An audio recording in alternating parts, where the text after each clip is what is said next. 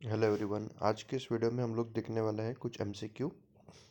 हमने last period के अंदर 20 एमसीक्यूज देखे थे, तो आज हम लोग उसके सामने वाले 51 तक के एमसीक्यूज देखेंगे, 21 to 51। So let's begin.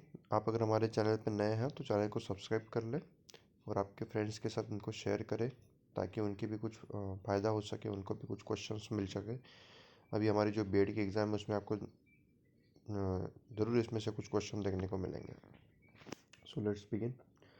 Who raise the slogan back to nature? यहाँ पे हमारे पास हमने realism, pragmatism, naturalism and existentialism को पढ़ा है हमने। तो उसके रिलेटेड ये क्वेश्चन पूछा है कि ये जो स्लोगन है बैक टू नेचर वाला, ये किसने रेस किया था? रियलिज्म ने, प्रैग्मेटिज्म ने, नेचुरलिज्म ने या एग्जिस्टेंटियलिज्म ने? तो इसमें जो हमारा करेक्ट आंसर आना चाहिए वो है हमारा option C, that is naturalism. Okay. Which statement is not correct about naturalism? Naturalism के बारे में कौन सा स्टेटमेंट करेक्ट नहीं है? A reaction against the degenerated humanism of the Renaissance period. Reaction against the degenerated humanism of the Renaissance period. A reaction against sophistication, artificiality, and paraphernalia in education. A reaction against a mere study of books and linguistic forms. तो इसमें से जो हमारा correct answer होना चाहिए वो होना चाहिए ऑप्शन डी। ठीक है, या फर्स्ट और सेकंड ऑप्शन जो है वो सेम ही आ गया है, तो उसको थोड़ा सा इग्नोर करें। Option D is the correct answer. Who said reverse the usual practice and you will almost always do right? तो यहाँ पे इस तरह का स्टेटमेंट हमें किसने दिया था? महात्मा गांधी जी ने, रोसो ने, डेवे ने या फिर प्लेटो ने? तो इसका हमारा जो करेक्ट आंसर आना चाहिए वो आना चाहिए option B, that is Rousseau. Human institutions are one mass of folly and contradiction, who statement is this? ये स्टेटमेंट किसने दिया था? इस तरह के क्वेश्चन पूछने के ज़्यादा चांसेस है इस बार की एग्जाम में, तो इसीलिए मैंने इस तरह के क्वेश्चन यहाँ पे कवर करने की कोशिश की है। तो यहाँ पे हमारे पास चार ऑप्शन है, Bernard Shaw, Rousseau, Dewey, Rabindranath Tagore. तो यहाँ पे हमारा जो करेक्ट आंसर है वो आना चाहिए रोसो। फिर से एक बार। Next, according to which school of philosophy of education exaltation of individual personality is a function of education? यहाँ पे भी चार ऑप्शन है, वही हमारे pragmatism, idealism, Marxism, idealism and Marxism both. तो यहाँ पे हमारा करेक्ट आंसर होना चाहिए option D, that is idealism and Marxism both. Next, which is not naturalism aim of education? तो नेचुरलिज्म एम ऑफ एजुकेशन वगैरह अगर आपने पढ़ा होगा तो इसमें आपको ये टॉपिक समझ में आएगा। Education is the notion of man's evolution from lower forms of life to equip the individual or the nation for the struggle for existence so as to ensure survival, to help the pupils to learn to be in harmony with and well adapted to their surroundings, to inculcate ethical and moral values in the pupils। तो यहाँ पे हमारा जो correct answer है वो आना चाहिए फिर से option D, to inculcate ethical and moral values in the pupils. ये हमारा एम इसमें नहीं है। Which school held the view God makes all things good, man meddles with and they become evil? तो यहाँ पे हमारे पास चार ऑप्शन है। फिर से एक बार, तो इन चारों में से जो हमारा करेक्ट आंसर होना चाहिए वो है option C, that is naturalism. Which school maintains self-expression with the accompanying rules of no interference, no restraints? तो यहाँ पे हमारे पास चार ऑप्शन फिर से एक बार नीचे दिए हुए हैं। Extreme form of naturalism, most widely accepted form of naturalism, truest form of naturalism, most valid form of naturalism. तो इसमें हमारा करेक्ट आंसर होना चाहिए option A, that is extreme form of naturalism. तो आज हम लोग जो क्वेश्चंस देख रहे हैं उसी तरह से और भी क्वेश्चन हमारे चैनल्स पे अवेलेबल है। आप अगर हमारे चैनल के प्लेलिस्ट में जाओगे, जिसका मैं इस वीडियो के एंड में आपको लिंक दे देता हूँ, वहाँ पे अगर आप क्लिक करोगे तो आप सीधा हमारे उस बीएड के जो भी हमारे क्वेश्चंस है साइकोलॉजी के ऊपर भी दिए हुए और भी बाकी अलग अलग सब्जेक्ट के ऊपर भी दिए हैं, उस पर आप पहुंच जाओगे और वहाँ से फिर आप उन वीडियोस को देखोगे तो आपको और भी काफ़ी सारे MCQs मिल जाएंगे इसी टॉपिक के ऊपर. So just do that. Which is not the nature of philosophy. Philosophy का कौन सा नेचर नहीं है? तो हमारे पास 4 ऑप्शन है. It is a science of knowledge, it is a collective ensemble of various view points, it is planned attempt on search for the truth, it is totality of man's creative idea. So कौन सा nature नहीं है ऐसा पूछा है, तो option D is the correct answer.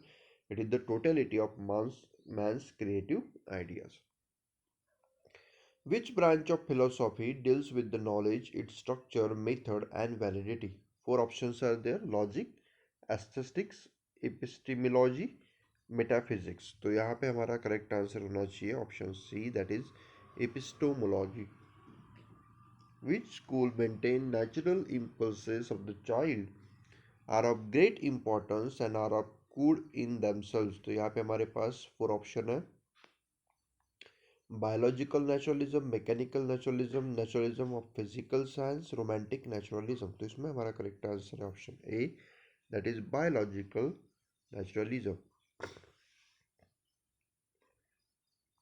Which branch of philosophy examines issues pertaining to the nature of reality?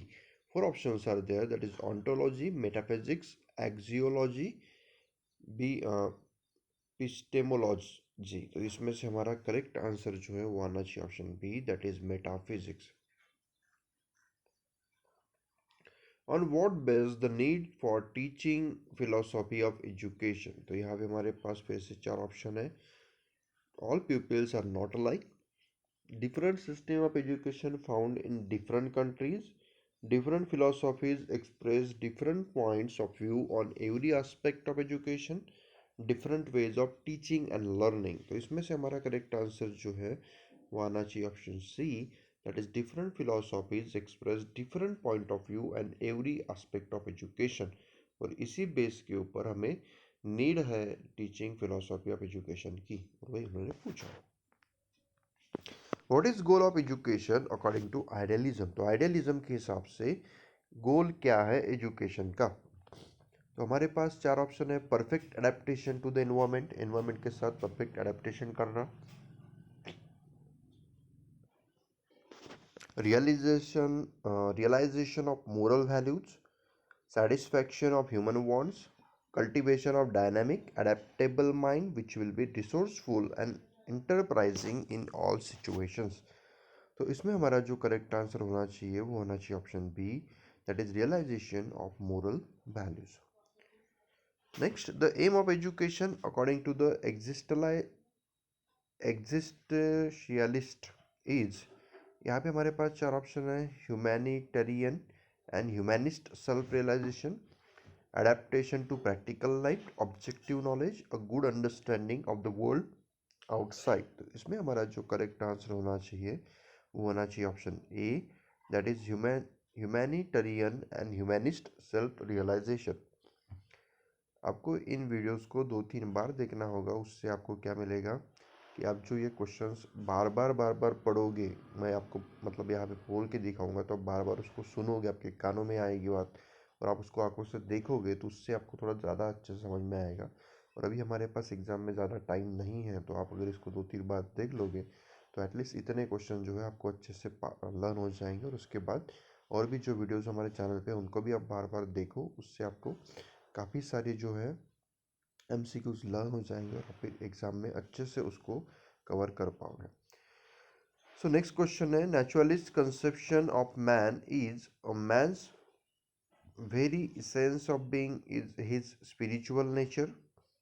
It is spirit rather than animality that is most truly man. There exists in the nature of things a perfect pattern of each individual. Nature would have them children before they are men. तो इसमें से correct जो answer हमारा होना चाहिए वो होना चाहिए option D, that is nature would have them children before they are men. Which philosophy of education considers psychology as an incomplete study of an adequate basis of educational theory? तो यहाँ पे देखो realism, pragmatism, idealism and naturalism, ये हमारे पास 4 option है. तो इसमें से करेक्ट आंसर हमारा होना चाहिए idealism. Which among the following does not fit into the scheme of educational goals of the idealist? Care of body, moral values, skill and self expressions। तो इसमें से हमारा करेक्ट है केयर ऑफ बॉडी, ये उसमें फिट नहीं करता है। Religious education is strongly advocated by, तो रिलीजियस एजुकेशन की तरफ कौन सबसे ज़्यादा आपको एडवोकेट कर रहा है, मतलब आपको बोलना चाहता है कि आप रिलीजियस एजुकेशन की तरफ जाओ, तो ये जाता है कौन, idealist. Which of the following is said about the idealist, तो आइडियलिस्ट के बारे में कौन सी चीज़ कही गई है, they are content with briars, they like roses, they are satisfied neither with briars nor with roses, they want roses and briars both. तो इसमें से हमारा करेक्ट आंसर जो है वो है option C, they are satisfied neither with briars nor with roses. Which school of philosophy of education educated project method of teaching, ये भी काफ़ी इंपॉर्टेंट क्वेश्चन है।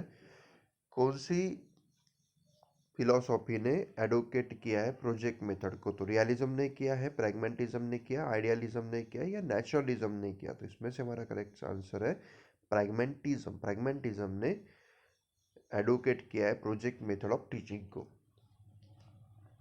Play way method of teaching has been emphasize in the scheme of education of, play way method को किसने education scheme में लाने की कोशिश की है, नेचुरलिस्ट, रियलिस्ट, प्रैग्मेटिस्ट और एग्जिस्टेंशियलिस्ट।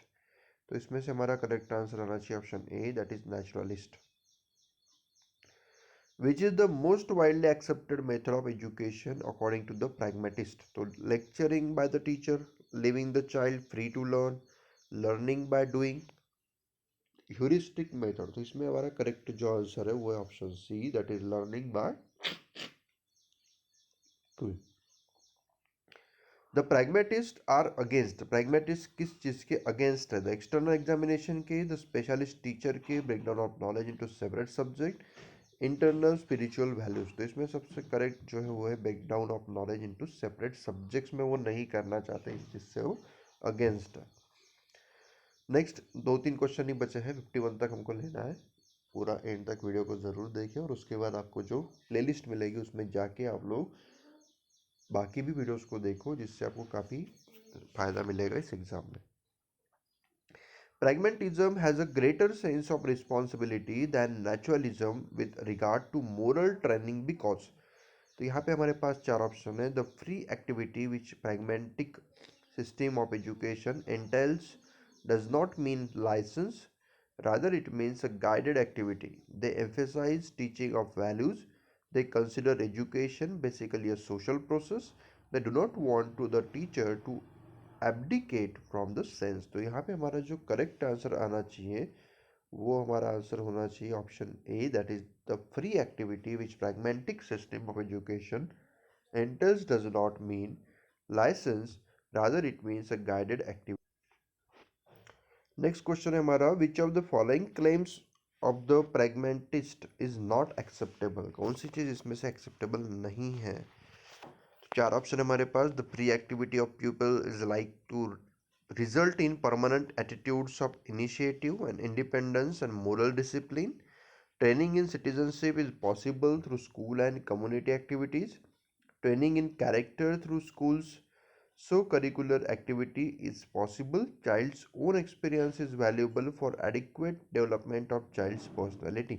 तो इसमें से हमारा करेक्ट आंसर होना चाहिए option A, the free activity of the pupil is likely to result in permanent attitudes of initiative and independence and moral discipline। ये चीज़ इसमें एक्सेप्टेबल नहीं है। Project method of teaching is an outstanding contribution of, किस चीज़ का ये सबसे बड़ा कंट्रीब्यूशन है, ऐसा हम लोग बोल सकते हैं रियलिज्म का है, प्रैग्मेटिज्म का है, नेचुरलिज्म का है या फिर आइडियलिज्म का है। तो इसमें से correct answer pragmatism. Project method किसने दिया था हमें, pragmatism. Which is the characteristics of the project method, तो प्रोजेक्ट मेथड का पी एंड प्रैग्मेटिज्म का पी आपको ध्यान में रखना। सो यहाँ पे हमारे पास ऑप्शन है, problematic act carried in its natural setting, use for all round development of child's personality और वॉल्यूंटरी अंडरटेकिंग। तो इसमें से हमारा करेक्ट आंसर होना चाहिए option C, use for all round development of child's personality. Last 2 question बचे हैं। Which among the following is not essentially desirable in the project method. कौन सी चीज प्रोजेक्ट मेथड में डिजायरेबल नहीं है? The task of the project is as real as the task of the life outside the walls of the school. The task of the project involves constructive effort और thought yielding objective results. The task of the project should be full of messages for the children. The task of the project should be interesting enough so that the pupil is the genuinely eager to carry it out. तो इसमें से हमारा correct answer होना चाहिए option C. The task of the project should be full of message for the children. ये चीज़ इसमें not essential है। अगर आप उसमें मैसेजेस देते रहोगे तो बच्चे जो है उतना इन्वॉल्व नहीं हो पाएंगे उस प्रोजेक्ट के अंदर।